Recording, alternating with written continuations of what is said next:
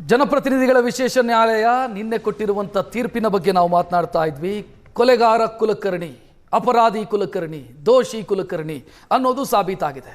ಈ ಇಡೀ ಕೇಸ್ನ ಬಗ್ಗೆ ನಾವು ಮಾತನಾಡ್ತಾ ಇದ್ವಿ. ಇದು ನಡ್ಕೊಂಡು ಹೆಂಗೆ ಬಂತು, ಮುಚ್ಚಿ ಹಾಕುವಂಥ ಪ್ರಯತ್ನಗಳು ಹೆಂಗಾಯಿತು, ನನಗೆ ಕುತೂಹಲ ಅದೇ ಇದ್ದಿದ್ದು. ಒಂದು ವೇಳೆ CBI ತನಿಖೆಗೆ ಕೊಡದೇ ಇದ್ದಿದ್ರೆ ಏನಾಗ್ತಾ ಇತ್ತು? ನಿಮಗೆ ನೆನಪಿರ್ಬೋದು, 2 ದಿನದ ಹಿಂದೆ ಎಲ್ಲ MLAಗಳು, ಕಾಂಗ್ರೆಸ್ನ MLAಗಳು ಒಂದು 30 ಜನನೋ ದಿಲ್ಲಿಗೆ ಹೋದರು. ಅಲ್ಲಿ ಈ ವಿನಯ್ ಕುಲಕರ್ಣಿ ಕೂಡ ಇದ್ರು, ಮಂತ್ರಿ ಆಗಬೇಕು ಅಂತ ದಿಲ್ಲಿಗೆ ಹೋಗಿತ್ತು. ಈ ಮನುಷ್ಯನ ಕಾನ್ಫಿಡೆನ್ಸ್ ನೋಡಿ. ತೀರ್ಪು 9ನೇ ತಾರೀಕು ಬರಬೇಕಿತ್ತು, ಅದರ ಮಧ್ಯದಲ್ಲಿ, ಆನಂತರ ಅದನ್ನು ಮುಂದೂಡಿಕೆ ಮಾಡಿದ್ರು 15ನೇ ತಾರೀಕಿಗೆ. ಅದರ ಮಧ್ಯದಲ್ಲಿ ದಿಲ್ಲಿಗೆ ಹೋಗಿದ್ದಾರೆ ಮಂತ್ರಿ ಆಗಬೇಕು ಅಂತ. ಸೊ CBI ತನಿಖೆಗೆ ಒಂದು ವೇಳೆ ಕೊಡದೇ ಇದ್ದಿದ್ರೆ ಈ ಮನುಷ್ಯ ತನ್ನ ಪ್ರಭಾವವನ್ನು ಯಾವ ರೀತಿ ಹೆಚ್ಚಿಸ್ಕೊಳ್ತಿದ್ನ ಗೊತ್ತಿಲ್ಲ. ನಾನು ಗುರುರಾಜ್ ಹೂಗಾರನ್ನೇ ಕೇಳಬೇಕು ಅದಕ್ಕೆ. ಗುರುರಾಜ್, ಇಲ್ಲಿ CBI ಎಂಟ್ರಿ ಆಗದೇ ಇದ್ದಿದ್ರೆ ಏನಾಗ್ತಿತ್ತು ಅಂತ ಪ್ರಶ್ನೆ ಇರೋದು.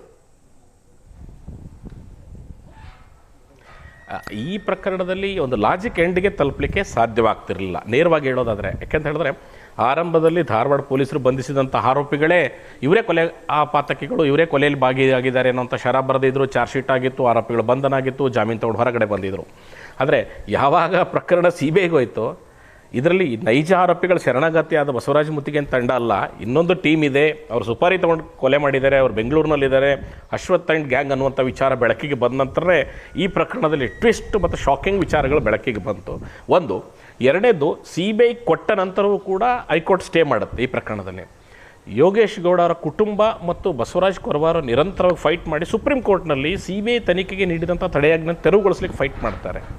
ಒಂದು ಭಾಗ. ಇದೆಲ್ಲ ಆದ ನಂತರ ಕೂಡ ನಾನು ಆಗಲೇ ಹೇಳ್ತಾ ಇದ್ದೆ, ಈ ಕಾಂಗ್ರೆಸ್ BJP ಆರೋಪ ಪ್ರತ್ಯಾರೋಪಗಳ ಬಗ್ಗೆ ನಾವು ಬೀಳೋದಕ್ಕಿಂತ ಯಾವ ರೀತಿ ನಡ್ಕೊಳ್ತಾರೆ ಅಂದರೆ, ವಿನಯ್ ಕುಲಕರ್ಣಿಯನ್ನು ಈ ಪ್ರಕರಣದಿಂದ ಬಚಾವ್ ಮಾಡಲಿಕ್ಕೆ ಒಂದು ವ್ಯವಸ್ಥಿತ ಪ್ಲ್ಯಾನ್ ಆಗುತ್ತೆ, ಅವರನ್ನು BJP ಕರೆತರಬೇಕು ಅಂಥೇಳಿ.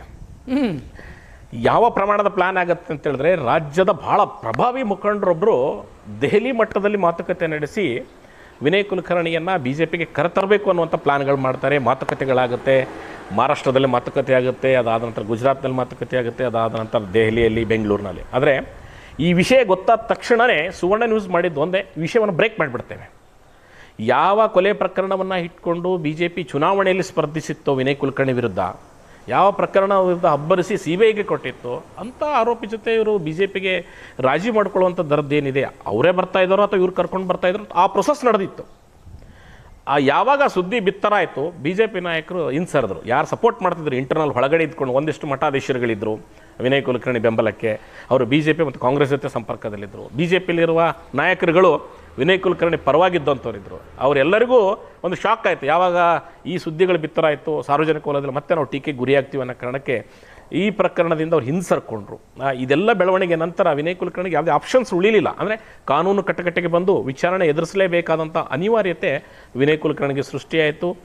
ನಂತರ CBI ಆಗಲೇ ಹೇಳಿದಾಗೆ ಭಾಳ ವಂಡರ್ಫುಲ್ ತನಿಖೆಯನ್ನು ಈ ಪ್ರಕರಣದಲ್ಲಿ ಮಾಡಿದೆ. Pin to pin. ನಿಮಗೆ ಗೊತ್ತಿರ್ಬೋದು, ಬಸವರಾಜ ಮುತ್ತಿಗೆ ಆಗಲೇ ಲೈವ್ನಲ್ಲಿದ್ದರು. ಬಸವರಾಜ ಮುತ್ತಿಗೆ ಕೊಲೆಯಾದ ದಿವಸ ಧಾರವಾಡದಿಂದ ಹೊರಟು ಹರಿಹರಕ್ಕೆ ಹೋಗಿ ಒಂದು ಕಿಷ್ಕಿಂದದ ರೆಸಾರ್ಟ್ನಲ್ಲಿ ಹೊಸಪೇಟೆಯಲ್ಲಿ ಉಳ್ಕೊಳ್ತಾರೆ. ಅಲ್ಲಿಂದ ಅವರೊಂದು ಟ್ಯಾಕ್ಸಿ ಮಾಡ್ಕೊಂಡು ಬೆಂಗಳೂರಿಗೆ ಬಂದು ವಿನಯ್ ಕುಲಕರ್ಣಿ ಅವ್ರನ್ನ ಭೇಟಿ ಆಗ್ತಾರೆ ಸ್ಯಾಂಕಿ ಟ್ಯಾಂಕಿ ಕೆರೆ ಹತ್ರ. ಇದು ಘಟನೆಯಾದ 4 ವರ್ಷದ ನಂತರ CBI ತನಿಖೆ ಮಾಡುವಾಗ ಯಾವ ಬಸವರಾಜ ಮುತ್ತಿಗೆಯನ್ನು ಹೊಸಪೇಟೆಯಿಂದ ಬೆಂಗಳೂರಿಗೆ ಕರ್ಕೊಂಡು ಹೋಗಿದ್ದ ಟ್ಯಾಕ್ಸಿ ಡ್ರೈವರ್ನು ಕೂಡ ಈ ಪ್ರಕರಣದಲ್ಲಿ ವಿಚಾರಣೆಗೊಳಪಡಿಸ್ತಾರೆ. ಅವ್ರು ಹೇಳ್ತಾನೆ, ಹೌದು ಇಂಥ ತಾರೀಕಿನಂದು ಇಲ್ಲಿಂದ ಬಸವರಾಜ ಮುತ್ತಿಗೆಯನ್ನು ತಗೊಂಡು ಹೋಗಿ ಬೆಂಗಳೂರಿಗೆ ಬಿಟ್ಟೆ ಅಂತ. ಅಂದರೆ ಯಾಕೆ ಹೇಳ್ತಾ ಇದ್ದೀನಿ ಅಂದರೆ, ಇದರಲ್ಲಿ ಒಂದು ಸಣ್ಣ ಲೋಪಗಳು ಕೂಡ ಆಗದಂಗೆ ಭಾಳ ಡೀಪಾಗಿ CBI ತನಿಖೆಯನ್ನು ಮಾಡಿದೆ, ಅದಕ್ಕೆ ಸಾಕ್ಷ್ಯಗಳನ್ನು ಸಂಗ್ರಹಿಸಿಕೊಟ್ಟಿದೆ. ಈಗ ಒಂದಷ್ಟು ಪೊಲೀಸ್ ಅಧಿಕಾರಿಗಳು ಕೋರ್ಟ್ನಲ್ಲಿ ಅಂದರೆ ಅಪ್ರೂವಲ್ ಆಗದೇನೆ ಸಾಕ್ಷಿಗಳು ಹೇಳ್ದೇನೆ ಉಲ್ಟಾ ಹೊಡೆದಿದ್ದಾರೆ. ಅವ್ರಿಗೂ ಕೂಡ ನಿನ್ನೆ ಕೋರ್ಟ್ ಡಿಸಿಷನಲ್ಲಿ 17 ಜನ ಆರೋಪಿತರಿಗೆ ಶಿಕ್ಷೆ ವಿಧಿಸೋದ್ರ ಜೊತೆಗೆ ಯಾರ್ಯಾರು ಈ ಹಿಂದೆ CBI ತನಿಖೆ ವೇಳೆ 164 ಸ್ಟೇಟ್ಮೆಂಟ್ ನ್ಯಾಯಾಧೀಶರ ಮುಂದೆ ಬಂದು ವಿಡಿಯೋ ರೆಕಾರ್ಡನ್ನು ಮೂಲಕ ಹೇಳಿಕೆ ಕೊಟ್ಟಂಥವ್ರು ಕೂಡ ಕೋರ್ಟಿಗೆ ಬಂದು ಉಲ್ಟಾ ಹೊಡೆದಿದ್ದನ್ನು ಅಂಥವ್ರ ವಿರುದ್ಧ ಒಂದು ಪರ್ಜುರಿ ಕೇಸ್ ದಾಖಲಿಸಿ ಅವ್ರ ಮೇಲೆ ಕ್ರಮ ಆಗಬೇಕು ಅಂತೇಳಿ ನಿನ್ನೆ ಕೋರ್ಟ್ ಡೈರೆಕ್ಷನ್ಸನ್ನು ಕೊಟ್ಟಿದೆ. ಇದು ಆದರೆ ಇದು ನೀವು ತನಿಖೆ ಸಂದರ್ಭದಲ್ಲಿ ಸಾಕ್ಷಿಗಳನ್ನ ಹೇಳಿಬಿಡೋದು, ನಾಳೆ ಯಾವುದೋ ಒಂದು ಪ್ರಭಾವಕ್ಕೆ ಮಣದು ಈ ಸಾಕ್ಷಿಗಳನ್ನ ಹೇಳದೆ ಹೋದಾಗ ಅವ್ರಿಗೂ ಕೂಡ ಕ್ರಮ ಆಗಬೇಕು ಅನ್ನುವಂಥದ್ದನ್ನು ಈ ಒಂದು ಕೋರ್ಟ್ ತೀರ್ಪಿನಲ್ಲಿ ಉಲ್ಲೇಖ ಆಗಿದೆ. ದಿಸ್ ಇಸ್ ವಂಡರ್ಫುಲ್ ಅಂತ ಹೇಳ್ಬೋದು. ರಕ್ಷತ್. ಎಸ್ ಮುತ್ತಿಗೆ ಅವರೇ, ಈಗಲೂ ಬೆದರಿಕೆ ಹಾಗೇ ಇದೆಯಾ ತಮಗೆ? ತೀರ್ಪು ಪ್ರಕಟವಾಗಿದೆ, ಶಿಕ್ಷೆ ಪ್ರಮಾಣ ಇವತ್ತು ಪ್ರಕಟ ಆಗುತ್ತೆ, ಬೆದರಿಕೆ ಕಂಟಿನ್ಯೂ ಆಗಿದೆಯಾ ಅಂತ? ಹೌದೌದು ಸರ್, ಇನ್ನೂ ಜಾಸ್ತಿ ಆಗೈತಿ. ನಾವು ತಮ್ಮ ಮಾಧ್ಯಮದ ಮುಖಾಂತರ ನಾನು ವಿನಂತಿ ಮಾಡ್ತೀನಿ ನ್ಯಾಯಾಲಯಕ್ಕೆ, ನನ್ನ ಹಾಗೂ ನನ್ನ ಕುಟುಂಬಕ್ಕೆ ಇನ್ನೂ ಹೆಚ್ಚಿನ ಭದ್ರತೆಯನ್ನು ಕೊಡಬೇಕಂತೇಳಿ ನಾವು ವಿನಂತಿ ಮಾಡ್ತೇನೆ ಸರ್. ಎಸ್, ಥ್ಯಾಂಕ್ ಯು ಮುತ್ತುಗಿ ಅವರೇ. ಅದೇ ರೀತಿ ಗುರುರಾಜ್ ಮತ್ತು ಮಹೇಶ್ ಅವರಿಗೂ ಕೂಡ ಧನ್ಯವಾದವನ್ನು ಹೇಳ್ತಾ ಕಾರ್ಯಕ್ರಮ ಮುಕ್ತಾಯಗೊಳಿಸುವಂಥ ಸಮಯ. ನೇರ, ದಿಟ್ಟ, ನಿರಂತರ ಸುದ್ದಿಗಾಗಿ ನೋಡುತ್ತಾರೆ ಏಷ್ಯಾನೆಟ್ ಸುವರ್ಣ ನ್ಯೂಸ್. ನಮಸ್ಕಾರ.